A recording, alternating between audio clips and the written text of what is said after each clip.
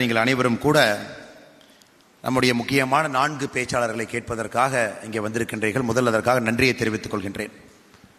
மேடையில் இருக்கக்கூடியவர்கள் எல்லோரும் நமக்கு ஏதோ ஒரு துறையில் அறிமுகமானவர்கள். குறிப்பாக நம்முடைய அண்ணன் ரங்கராஜ் பாண்டே அவர்களுக்கு அறிமுகமே தேவையில்லை. அவருடைய குரல் ஒரு மிக முக்கியமான ஒரு தேசியவாதியினுடைய குரல். தமிழகத்தில் எல்லா பிரச்சனையும் கூட நுணுக்கமாக அதை மிக சிறப்பாக சொல்லி அதனுடைய சாதக பாதகம், எல்லா அரசியல் கட்சியும் கூட அதனுடைய நிலைப்பாடு, அதையெல்லாம் தாண்டி மிக முக்கியமாக ரங்கராஜ் பாண்டே அவரிடம் எனக்கு பிடித்தது அடுத்து என்ன நடக்கப் போகிறது என்பது அவருடைய யூகம். இதெல்லாம் கூட அவருடைய தனிச்சிறப்பு என்று அவரும் கூட நம்முடைய கோவை மாநகருக்கு வந்திருக்கிறாங்க. ஸ்மார்ட் அவர்கள் ஏற்பாடு செய்திருக்கக்கூடிய ப்ரொஃபஷனல்ஸ் அண்ட் பாலிடிக்ஸ் நிகழ்ச்சிக்கு வந்திருக்கிறாங்க. முதல் அவருக்கு நான் நன்றியை தெரிவித்துக் கொள்கின்றேன். அதே போல மேடையின் மீது இருக்கக்கூடிய பத்ரி சேஷாத்ரி அவர்கள், நம்ம எல்லோருக்கும் அவரை பற்றி தெரியும். கிழக்கு பதிப்பகம் மிக முக்கியமான நூட்கள் எல்லாம் நமக்கு ஒரு பெரிய ஒரு அன்பு பரிசாக தொடர்ந்து கொடுக்க கொண்டிருக்கக்கூடிய நபர். சமீபத்தில் சில துரதிருஷ்டவசமான நிகழ்வுகள் அவருக்கு நடந்திருந்தாலும் கூட பழைய பத்ரி சேஷாத்ரியாக அவர் இருப்பது எனக்கு பெரும் மகிழ்ச்சி. அவர்களும் வந்திருக்கின்றார்கள். அவர்களுக்கும் இந்த நேரத்தில் என்னுடைய வணக்கத்தை தெரிவித்துக் கொள்கின்றேன். அதே போல நம்முடைய விளையாட்டில் ஆர்பி ரமேஷ் என்கின்ற பெயரை தொடர்ந்து அடிக்கடி கேட்டுக்கொண்டிருக்கின்றோம். துரோணாச்சாரிய விருது, பிரக்யானந்தா அவர்களை உருவாக்கிய ஒரு அற்புதமான ஒரு மனிதர், வெளிப்படையாக பேசக்கூடிய ஒரு நபர். அவரும் இன்று வந்திருக்கின்றார்கள். அவருக்கும் என்னுடைய வணக்கத்தை தெரிவித்துக் கொள்கின்றேன். பயோடெக்னாலஜிஸ்ட் முரளி அவர்கள் மிகச் சிறப்பாக சயின்ஸ் அண்ட் டெக்னாலஜி அவர் பேசி அந்த குறிப்புகள் எனக்கு கொடுத்தாங்க. எந்த அளவுக்கு சயின்ஸ் அண்ட் டெக்னாலஜி குறிப்பாக கடந்த 10 ஆண்டுகளில் ஒரு முன்னேற்ற பாதையில் சென்று கொண்டிருக்கிறது என்பதை குறித்திருக்கின்றார்கள். அவருக்கும் என்னுடைய வணக்கத்தை தெரிவித்துக் கொள்கின்றேன். அன்பு சகோதரி மீனா விஸ்வநாத் அவர்கள் நன்றி தெரிவித்து, ஸ்மார்ட்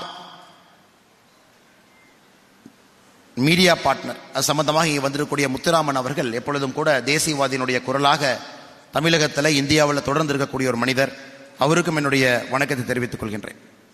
அன்பு சகோதர சகோதரிகளை, நான் பேசுகின்ற ஒரு வார்த்தையும் உன்னிப்பாக கவனிக்கப்படுகின்ற காரணத்தினால் நான் இந்த நிகழ்வில் கண்டிப்பாக அரசியல் பேச முடியாது. இங்கே நான் கோயம்புத்தூரினுடைய வேட்பாளராக வரவில்லை, பாரதிய ஜனதா கட்சியினுடைய மாநில தலைவர் அண்ணாமலையாக வந்திருக்கின்றேன். காரணம், அப்படித்தான் அனுமதி அவர்களுக்கு கிடைத்திருக்கு. அதனால் மேடையில் இருக்கக்கூடிய யாரையும் நான் சங்கடப்படுத்த விரும்பவில்லை.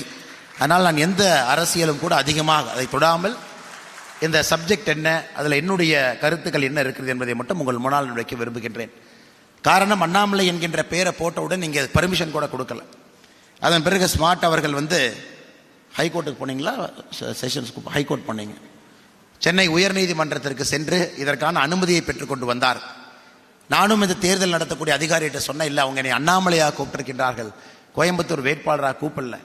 எல்லா இடத்துலையும் இதே மாதிரி நீங்கள் பார்த்தீங்கன்னா எந்த இடத்துலையும் நான் பேச முடியாமல் போயிடுவோம் 40 நாளைக்கு என்று சொன்ன பிறகு இந்த நிகழ்வுக்கு வந்திருக்கின்றேன். அன்பு சகோதர சகோதரிகளே, ப்ரொஃபஷனல்ஸ் அண்ட் பாலிடிக்ஸ் இது காலத்தினுடைய கட்டாயம். It is a need of the hour. நாம் வேண்டாம் என்று நினைத்தாலும் கூட இது நடக்கப் போகின்ற ஒரு விஷயம். இன்னும் வேகமாக இது நடக்கும். காரணம், we live in a very complex world. நம்ம வாழக்கூடிய அந்த உலகம் என்பது அவ்வளவு எளிதான ஒரு உலகம் கிடையாதுங்க. ரொம்ப காம்ப்ளெக்ஸான ஒரு வேர்ல்ட்.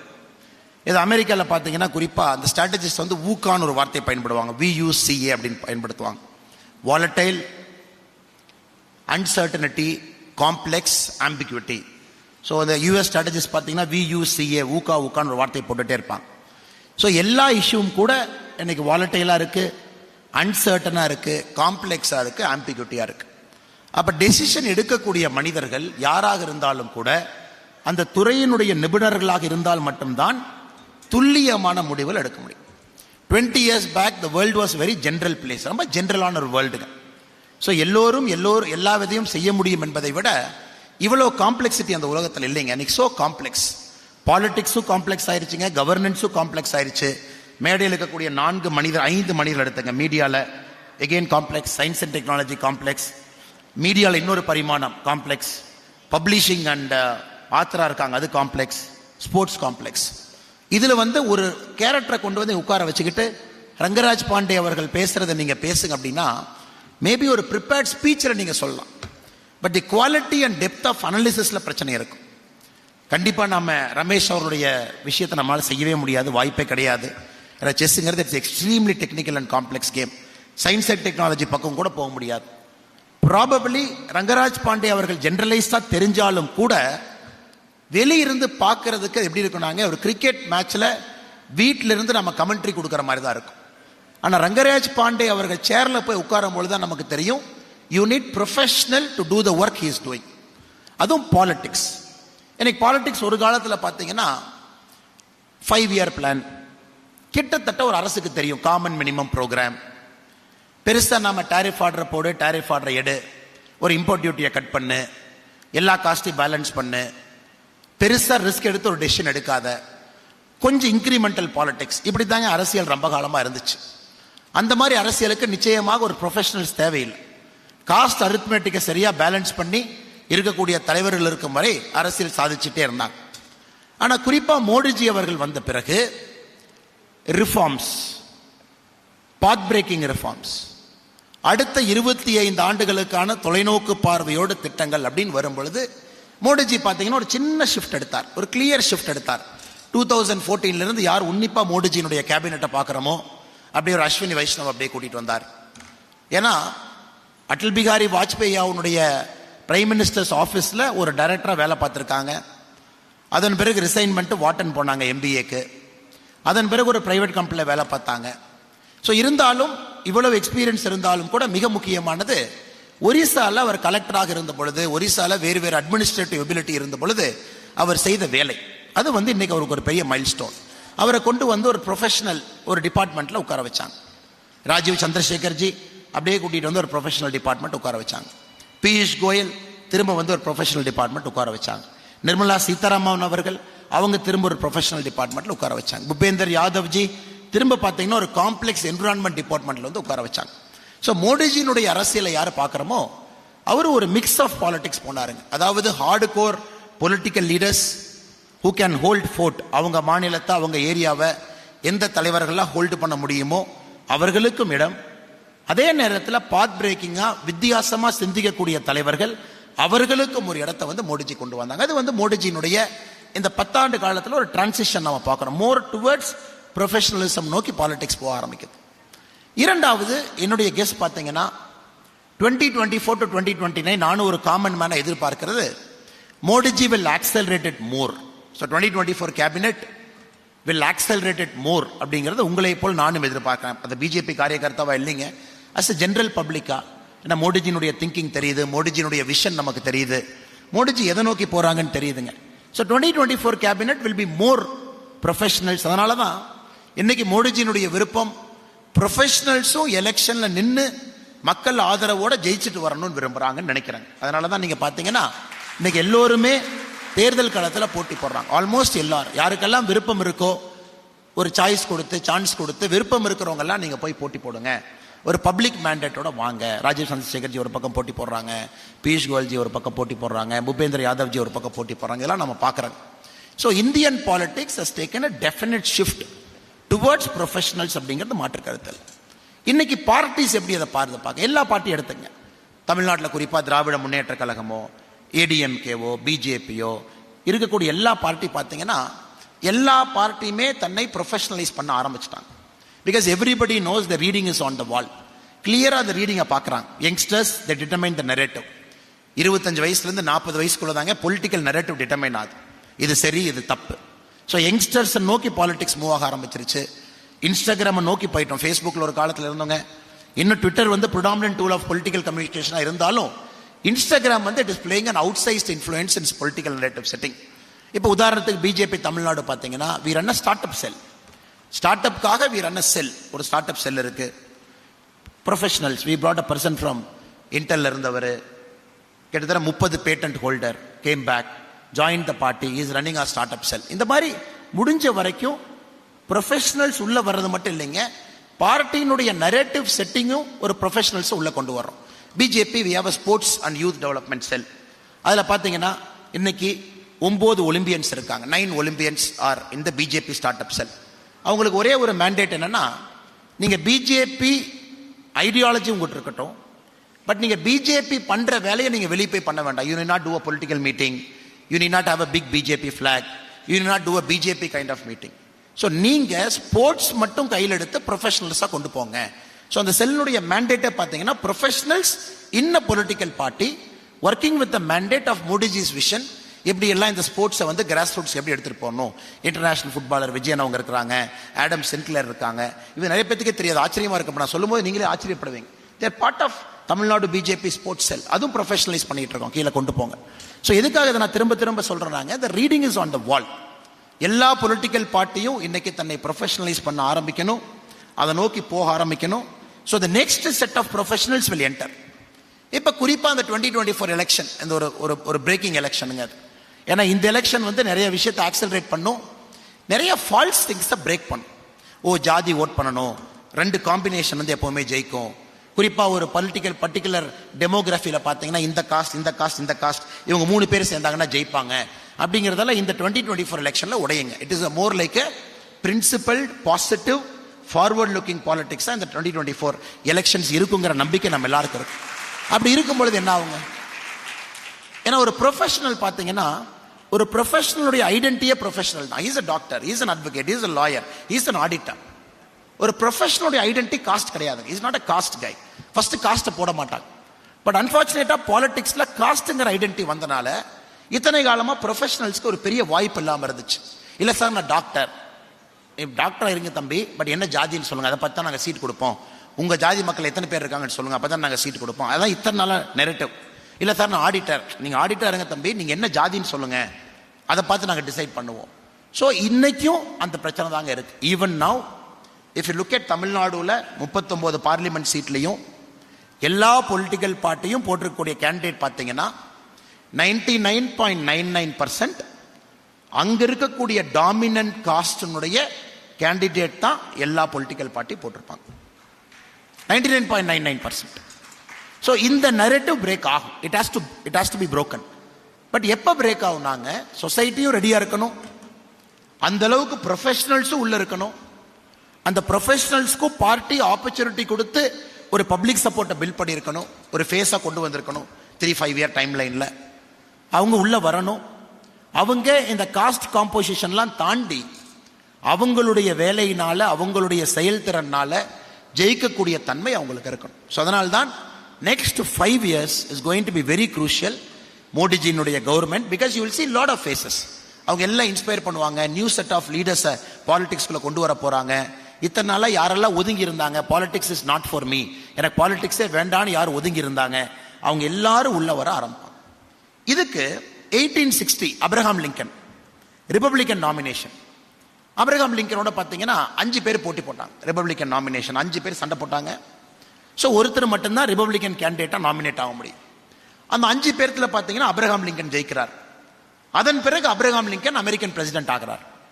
ஸோ லிங்கன் என்ன பண்றாருங்க, அவர் ஃபர்ஸ்ட் கேபினெட்ல அவரு கூட யாரெல்லாம் போட்டி போட்டாங்களோ எல்லாத்தையும் கேபினெட்டுக்குள்ள கொண்டு வர்றாங்க. ஸோ அந்த கேபினெட் பேரே டீம் ஆஃப் ரைவல்ஸ். ஒரு நல்ல ஒரு புத்தகம் இருக்கு, அரசியல் இன்ட்ரெஸ்ட் இருக்கிறவங்க அந்த புத்தகம் படிக்கலாம். புக்கு பேரே team of rivals by Doris Goodwin ஒரு புக்கு. 4 பேருக்கு என்ன பொசிஷன் கொடுக்குறாருங்க, செக்ரட்டரி ஆஃப் வார் ஒருத்தருக்கு. இவங்களோட சண்டை போட்டாங்க நாமினேஷன்ல. Secretary of war, secretary of treasury, attorney general, secretary of state. So இவர் வந்து பிரசிடென்ட். நாமினேஷன்ல இவரு கூட யாரெல்லாம் நிக்கிறாங்களோ 4 பேர்த்தையும் கேபினெட்டுக்குள்ள கொண்டு வந்து 4 பேருக்கும் 4 மோஸ்ட் இம்பார்ட்டன்ட் திங்ஸ் கொடுக்குறாங்க. ஏன்னா 1860 அப்ரஹாம் லிங்கனுடைய கேபினெட் பார்த்தீங்கன்னா எப்படி இருக்குன்னா, ப்ரொஃபஷனல்ஸ் குவாலிஃபிகேஷன் கிரைட்டீரியா.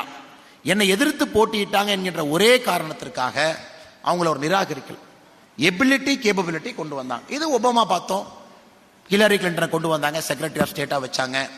கர்ம வீரர் காமராஜர் ஐயாவை தமிழ்நாட்டில் பார்த்தோம். ஏன்னா அவருக்கு எதிராக போட்டியிட்ட சி சுப்பிரமணிய ஐயா எஸ் ப்ரொஃபஷனல், தரோ ப்ரொஃபஷனல், அவரை கொண்டு வந்து கேபினெட்ல வச்சாங்க. ஸோ இந்தியாவில் இது நடந்திருக்கு, உலகத்திலும் இது நடந்திருக்கு. அதாவது ஒரு டிஸ்கஷன் அக்ரிமோனியஸா இருக்கலாம், எலெக்ஷன் ப்ராசஸ் அக்ரிமோனியஸா இருக்கலாம், வேட்பாளர்கள் ஒருத்தர் சண்டை போட்டுக்கலாம். ஆனால் ஒரு நாட்டை கவர்ன் பண்றதுக்கு who is the best person to be in that cabinet அப்படிங்கிறது இதற்கு முன்பும் நாம் பார்த்திருக்கின்றோம். அது வருகின்ற காலத்திலும் நடக்கும் என்கின்ற பெரிய நம்பிக்கை இருக்கு. எதுக்கு இது சொல்றாங்க, இது இன்னைக்கு பெரிய டாபிக் இல்லைங்க, இதற்கு முன்பே கூட அது நடந்திருக்கு. இது என்னுடைய 2வது கருத்தாக உங்கள் முன்னால் நான் வைக்க விரும்புகின்றேன். நான் இன்னைக்கு ஒரு அரசியல் கட்சியை சார்ந்திருந்தாலும் கூட நானும் அதை எதிர்நோக்கி காத்திருக்கின்றேன். இன்னும் ஒரு 10 வருஷம், இன்னும் ஒரு 15 வருஷத்துல, மேபி 10 இயர்ஸ்ல நீங்க டிஎம்கே வாருங்க, ஏடிஎம்கே வாருங்க, பிஜேபி வாருங்க.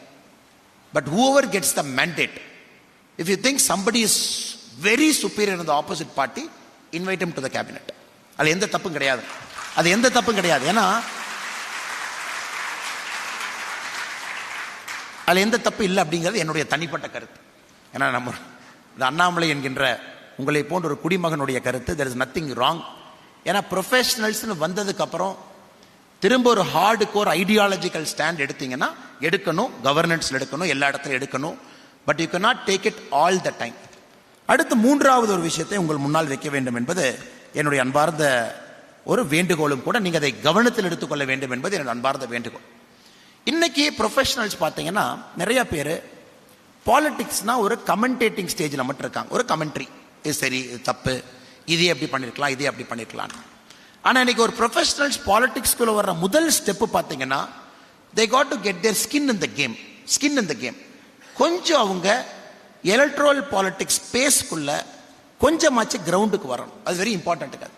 ஏன்னா நேரடியான ஒரு கட்சியில ஜாயின் பண்ணுவேன், ஒரு பொறுப்பு வாங்குவேன், நான் செய்வேன் அப்படின்னு சொல்றதை விட ஒரு கட்சியினுடைய அடிமட்டத்தில் ஏதோ ஒரு இடத்துல நீங்க வேலை பார்க்க ஆரம்பிக்கணும். உங்க ஏரியாவில் இருக்கக்கூடிய ஒரு பூத்தா இருக்கலாம், உங்க ஏரியாவில் இருக்கக்கூடிய பார்ட்டி ஆக்டிவிட்டியா இருக்கலாம். ஏன்னா இது வெரி இம்பார்ட்டன்ட். ஒரு ப்ரொஃபஷனலுக்கு பெரிய பிரச்சனையே, if you come directly at the top, lot of people feel threatened. இது என்னுடைய அனுபவத்தில், நிறைய பேர் அனுபவத்தில் நான் சொல்றது, எப்பொழுதுமே ஒரு பார்ட்டிக்குள்ள வரும் பொழுது, ஏன்னா பார்ட்டிக்கு நிறைய இடத்துல சாய்ஸ் இல்லை, நேராக சில பேர்த்த கொண்டு வந்து ஆகணும். But anybody is having a political aspiration as a professional. Party உங்களுக்கு பிடிச்ச பார்ட்டியை பாருங்க, விச் பார்ட்டி யூ லவ். அந்த பார்ட்டியினுடைய உங்க ஏரியா பக்கத்தில் இருக்கிற ஒரு ஆக்டிவிட்டியில் போய் ஜாயின் பண்ணுங்க, அந்த ஆக்டிவிட்டியில் இன்வால்வ் ஆகும், கொஞ்சம் உங்களை ஐடென்டிஃபை பண்ணிக்க. ஏன்னா உங்களுடைய ஃபாஸ்டர் growth அந்த பொலிட்டிக்கல் பார்ட்டியில் இருக்கணும், இருக்க வேண்டும், அது வேகமாக நடக்கணும். நீங்க விருப்பப்பட்டா கீழே போய் டிஸ்கம்ஃபர்ட்டா இருக்கும். நீங்க ஒரு பெரிய ஆளா இருக்கலாம், நீங்க ஒரு பெரிய சாம்பியனா இருக்கலாம், உங்களுக்கு ஒரு பெரிய ரோல் அண்ட் ரெஸ்பான்சிபிலிட்டி கம்பெனியில் இருக்கலாம், சொசைட்டியில் உங்களுக்கு ஒரு ஸ்டாண்டிங் இருக்கலாம். ஆனா ஒரு பொலிட்டிக்கல் பார்ட்டிக்குள்ள நீங்க என்டர் ஆயிட்டீங்கன்னா, you are one among the many. அந்த பொலிட்டிக்கல் பார்ட்டியில் இருக்கக்கூடிய ஆயிரக்கணக்கான தொண்டர்கள்ல நாமும் ஒருத்தர். அந்த டிஸ்கம்ஃபர்ட்டை நீங்க ஃபேஸ் பண்ணணும் அப்படிங்கிறது என்னுடைய அன்பார்ந்த வேண்டுகோள். ஏன்னா ப்ரொஃபஷனல்ஸ் இன் பாலிடிக்ஸ்ல very very important is how you face discomfort. How you face discomfort. அதனால தான் நிறைய ப்ரொஃபஷனல்ஸ் வந்துட்டு கிளம்பிடுவாங்க. எதுக்காக இந்த பாயிண்ட் நான் சொல்றேனாங்க, ப்ரொஃபஷனல்ஸ் இன் பாலிடிக்ஸ் சஸ்டைன் பண்றது more important than entering. Enter ஆயிரலாம், but sustaining is very important. Sustain ஆக முடியாது. காரணம், you might lose an election, or your party will lose an election, or you will be in perpetual in the opposition party for 10 years. அப்போ உங்களுக்கு என்ன motivation? ஏன் இங்க இருக்கணும்னு நினைப்பீங்க? ஐயோ இந்த டைமுக்கு நம்ம இங்க போலாமே, நம்ம இந்த டைம் இங்க கொடுக்கலாமே, இந்த டைம் நம்ம ப்ரொஃபஷனுக்கு கொடுக்கலாமே. அதை அவாய்ட் பண்ணி ஒரு ஐடியாலஜிக்கல் கிரவுண்டிங்கோட நீங்க வந்து லாங் டேர்ம் அப்ரோச்சில் ஒரு பார்ட்டி ஒரு ஐடியாலஜியோட நீங்க இருக்கணும்னு விருப்பப்பட்டீங்கன்னா கீழே இருந்து ஆரம்பி. அந்த டிஸ்கம்ஃபர்ட் அங்கேயே உங்களுக்கு வரும். இப்போ பார்த்தீங்கன்னா நிறைய retired police officers, retired judges நம்ம கட்சியில் இருக்கிறாங்க, ரிட்டையர்ட் ஐஏஎஸ் ஆஃபீஸர்ஸ், ரிட்டையர்ட் பெரிய ஐபிஎஸ் ஆஃபீஸர்ஸ் நிறைய இருக்கிறாங்க. ஸோ நாங்க we have to take that extra care to make sure they are comfortable. நீங்க நல்லா இருக்கீங்களா, எல்லாம் மரியாதை நடத்துறாங்களா, நீங்க ஒரு டிஸ்ட்ரிக்ட் மீட்டிங் போனா சேர் ஒழுக்கமா போடுறாங்களா, உங்களை ப்ராப்பரா இன்ட்ரோடியூஸ் பண்றாங்களா. பட் டிஸ்ட்ரிக்ட்ல இருக்கிறவங்களுக்கு எல்லாருமே சேம் தான். Probably there is first among equals. அது நம்ம பிஜேபி மாதிரி கட்சியில பாத்தீங்கன்னா it is a cadre driven party. So nobody is a superstar. அது யாராக இருந்தாலும் கூட எல்லாரும் equal, but there could be first among equals, but everybody is equal. இந்த கட்சியினுடைய அடிப்படை சித்தாந்தம். அது என்ன ஆகுதுன்னாங்க, lot of people feel not okay. இல்லைங்க இப்படி ஆயிடுச்சு, என்னை இன்சல்ட் பண்ணிட்டாங்க, நான் ப்ரொஃபஷனல் எப்படி நல்லா பண்ணேன், இப்படி பண்ணிட்டாங்களே. அதனால இங்க இருக்கக்கூடிய youngsters, if you think you are cut out for a career in politics, probably you might consider after achieving something in your professional life by 35, 40, 45 you might try to enter politics நினைச்சீங்கன்னா, ஒரு ordinary மெம்பரா ஒரு கட்சியில ஒரு 5-6 வருஷம் அப்படியே செயல் பண்ண ஆரம்பிங்க. Just go to a booth committee meeting, sit there, be one among the crowd, sit somewhere. அப்படியே கொஞ்சம் கொஞ்சமா உங்க கெரியர் ப்ரோக்ரஸ் ஆகும். The moment you decide you want to get fully involved in the party, that is the time to join the party and come and sit in the stage. ஏன்னா டைரக்டாக ஸ்டேஜுக்கு வரும் பொழுது you will get into a lot of discomfort. இதனுடைய மூன்றாவது கருத்தாக வைக்க வேண்டும் என்கின்ற ஆசை. ஏன்னா இது ரொம்ப முக்கியமான கருத்து. ஏன்னா நிறைய ப்ரொஃபஷனல்ஸ் இப்போ நாம் உள்ளே கொண்டு வந்து அவங்களை அப்படியே ஸ்மூதன் பண்ணி கொண்டு போயிட்டு இருக்கோம். இந்த 3 விஷயங்கள் உங்களுக்கு வைத்து விட்டு அதே நேரத்தில் ப்ரொஃபஷனல்ஸ் வரும் பொழுது என்னெல்லாம் அவங்களால சாதிக்க முடியுது. எனக்கு ஜெய்சங்கர் அவங்க பாருங்க, இதை பெரிய தரவு ப்ரொஃபஷனல், முழு service, Indian foreign service, foreign secretary, அவருடைய தந்தையே ஒரு மிகப்பெரிய ஒரு ஸ்ட்ராட்டஜிஸ்ட். அதன் பிறகு டாடா குரூப் ஆஃப் கம்பெனிஸில் கொஞ்ச நாள் எக்ஸ்போஷர், குளோபல் ரோல்ஸ். அதன் பிறகு இன்னைக்கு நம்முடைய மோடிஜி கேபினெட்டில் ஃபாரின் மினிஸ்டராக இருக்காங்க. இன்னைக்கு நிச்சயமாக நாம் சொல்ல முடியும், ஜெய்சங்கர்ஜி அவர்கள் நம்முடைய மோடிஜி கேபினெட்டில் இருக்கும் பொழுது நிச்சயமாக அவருடைய ஃபோக்கஸ்ட் அப்ரோச் வந்த பிறகு ஃபாரின் பாலிசியில் இந்தியாவிற்கு ஒரு தனித்தன்மை இருக்குது அப்படிங்கிறத யாரும் மாற்றிக்க முடியாது. ஆனால் அவர் வரும்போது, டே 1 வரும்பொழுது lot of people are critiquing, இது டிப்ளமசி இல்லை, இட் இஸ் பாலிடிக்ஸ். டிப்ளமசி வந்து ஒரு ஃபாரின் அஃபேர்ஸ் லெவலில் செக்ரட்டரி லெவலில் இருக்கும், பட் ரொம்ப ஹையஸ்ட் லெவலில் it is all politics. You cannot have diplomats at highest level. அதை அவர் டிஸ்ப்ரூவ் பண்ணியிருக்கார்.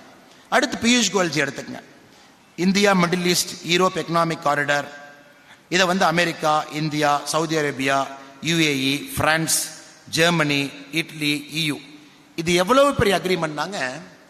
இப்போ சமீபத்தில் நம்ம சைன் பண்ணது, lot of people might not know, but I tell you an inside story.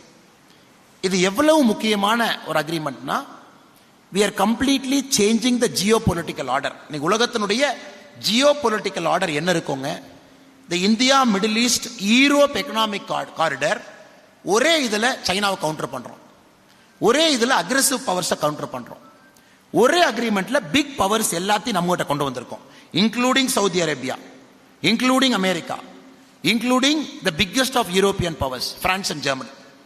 But நம்ம வெளியிருந்து பார்க்குறோம், சைன் பண்ணியாச்சு. பட் இந்த அக்ரிமெண்ட், இந்த மாதிரி அக்ரிமெண்ட்லாம் பார்த்தீங்கன்னா it is all minimum 2-3 years in making. Minimum 2-3 வருஷம் ஃபைன் பிரிண்ட்ஸ், ஒரு விஷயத்தை சால்வ் பண்ணி அதை டெஃப்டாக ஹேண்டில் பண்ணி, ஒரு கண்ட்ரியும் த்ரெட்டன் பண்ணாமல், ஒரு கண்ட்ரிக்கு இந்த டீலில் they should take something out of this deal. In a deal when one country gets everything, no country is willing to participate. So இந்த டீல் பியூஷ் கோயல்ஜி அவர்கள் பண்ணியிருக்கக்கூடிய, நம்முடைய மோடிஜி அவர்கள் பண்ணியிருக்கக்கூடிய India middle East European economic corridor has completely changed the nature of world order. இது ஒரு professionals அங்கே இருக்கிறாங்க, தெரியும் how to clinch it. ஒரு எக்ஸாம்பிள் சொல்ல முடியும், ஜோதிராதித்ய சிந்தியா. ஜோதிராதித்ய சிந்தியா உங்களுக்கு பார்த்தீங்கன்னா is a very unique person.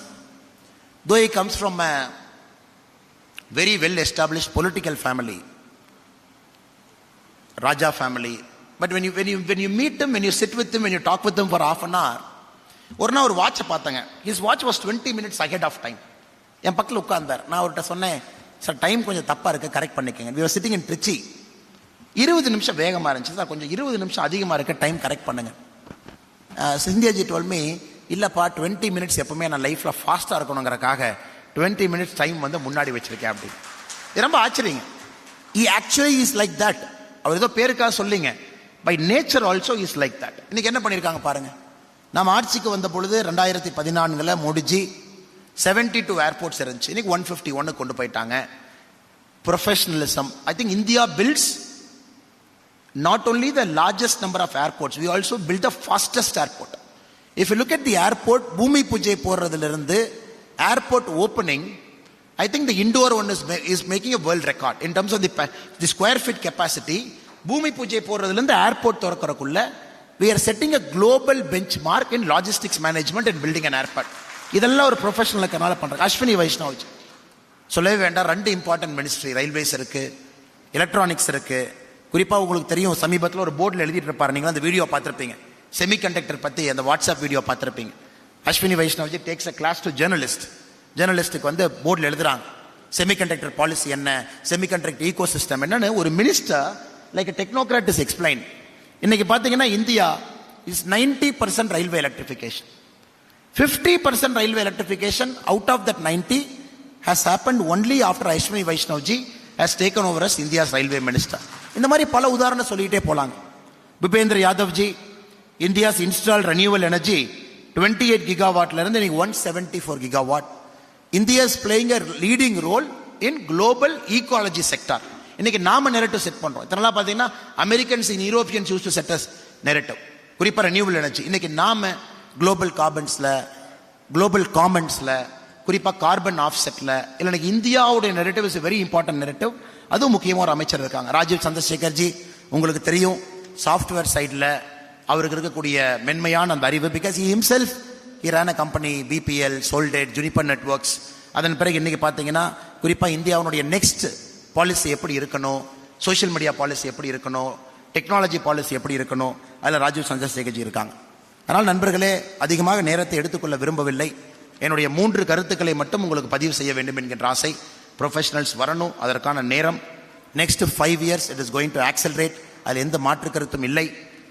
வரும் பொழுது ப்ரொஃபஷனல்ஸ்க்கு பாலிடிக்ஸ்ல இன்ட்ரெஸ்ட் இருக்கு, to sustain and to be in the long run in politics.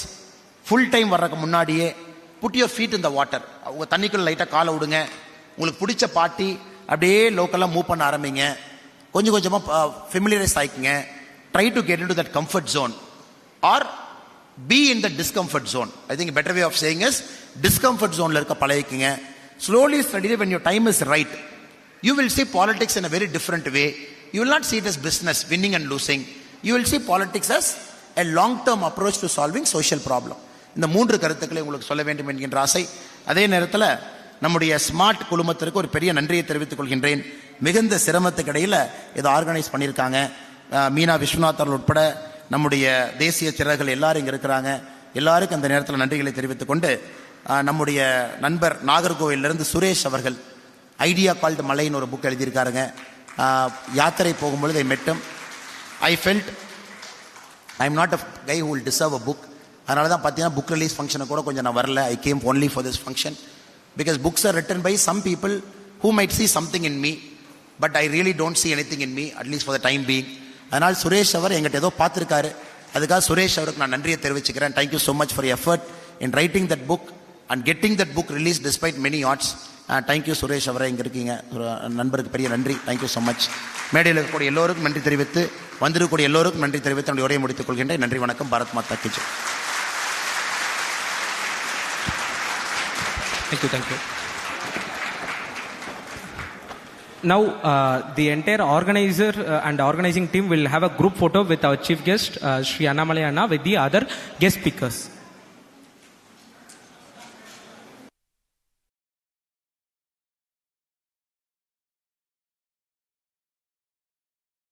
எல்லாருக்கும் ட்ரீட்டு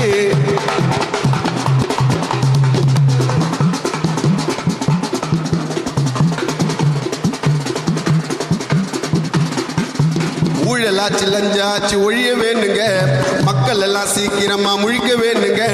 ஊழலாச்சு லஞ்சாச்சு ஒழிய வேணுங்க, மக்கள் எல்லாம் சீக்கிரமா முழிக்க வேணுங்க.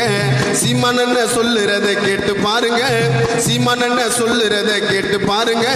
மைக்கு சின்ன நம்ம சின்ன ஓட்டு போடுங்க, மைக்கு சின்ன நம்ம சின்ன ஓட்டு போடுங்க. தமிழன் தமிழ்நாட்டை ஆளுன்னு சொன்னாரு, பல கோடி மக்களுக்கு பக்க பலம் அணினாரு. திரும்பும் திசையெல்லாம் சீமானண்ண தம்பிங்க. தமிழன் தமிழ்நாட்டை ஆளுன்னு சொன்னாரு, பல கோடி மக்களுக்கு பக்க பலம் அணினாரு. திரும்பும் திசையெல்லாம் சீமானண்ண தம்பிங்க. வரலாறு பேசுவோமே வந்து நிப்போ பாருங்க, பகுத்தறிவு பாட சொல்லும் மைக்கு சின்னந்தான். பல மக்களுக்கு பாதுகாப்பு மைக்கு சின்னந்தான். நீதி நியாயம் பேசும் பாரு மைக்கு சின்னந்தான். நம்ம மக்களுக்கு மகிழ்ச்சி தரும் மைக்கு சின்னந்தான். April 19 election date, April 19 election date. Amudhini அக்காவுக்கு போட்டுங்கப்பா ஓட்டு. ஏப்ரல் 19 எலெக்ஷன் டேட்டு, மைக்கு சின்னத்துக்கு போட்டுங்கப்பா ஓட்டு. ஜனங்க மகிழ்ச்சி பெறும் வாக்குறுதியை கேட்டு, நாட்டுக்கு நல்லது சொல்ல நாம் தமிழர் பாட்டு. மக்களோடு மக்களாக சேர்ந்து நிற்கிறோம், எங்க ஆட்சி வந்தா பிரச்சனை.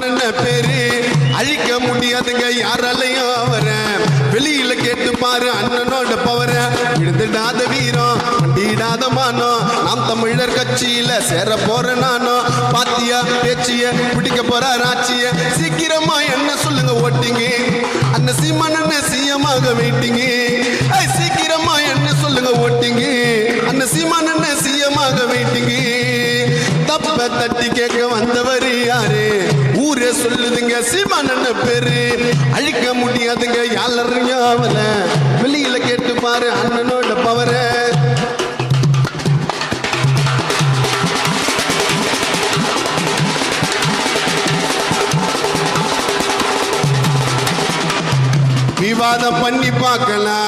விவாதம் பண்ணி பார்க்கலாம் பேச நாங்க ரெடி சீமான வந்தாக்கா வெடிக்கமான வெடி கோட்டில ஓங்கி பறக்கணும் நாம் தமிழர் கட்சி கொடி மக்கள் நலனுக்காக பேசுவாரு சீமானன்னு திரைப்பட இயக்குனரு வசனம் எழுதுவாரு மக்களை காப்பதற்கு கட்சி தொடங்கினாரு திரைப்பட இயக்குனரு வசனம் எழுதுவாரு மக்களை காப்பதற்கு